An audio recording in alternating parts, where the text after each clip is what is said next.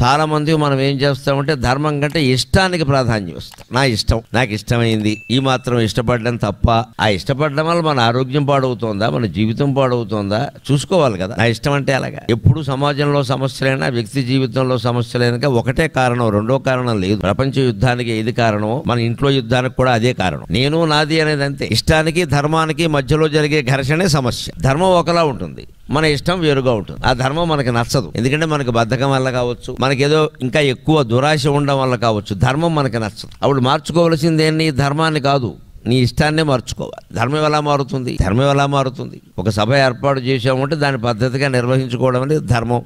ఏదో ఆ సమయానికి వచ్చి కూర్చోవడం అది మన ధర్మం. నేను వస్తే కానీ సభ మొదలు పెట్టద్దంటే అలాగా ఎంతమంది గురించి ఆపుతారు? నీ ఇష్టాలు కుదరవు ఇక్కడ, ఓ పద్ధతి అంతే. అలాగా లోకంలో ప్రతిదీ ఇష్టం ధర్మం మధ్యలో ఘర్షణ ఏర్పడినప్పుడు మన ఇష్టానికి కాకుండా ధర్మానికి ప్రాధాన్యం ఇవ్వగలిగితే జీవితం అంతా బాగుంటుంది.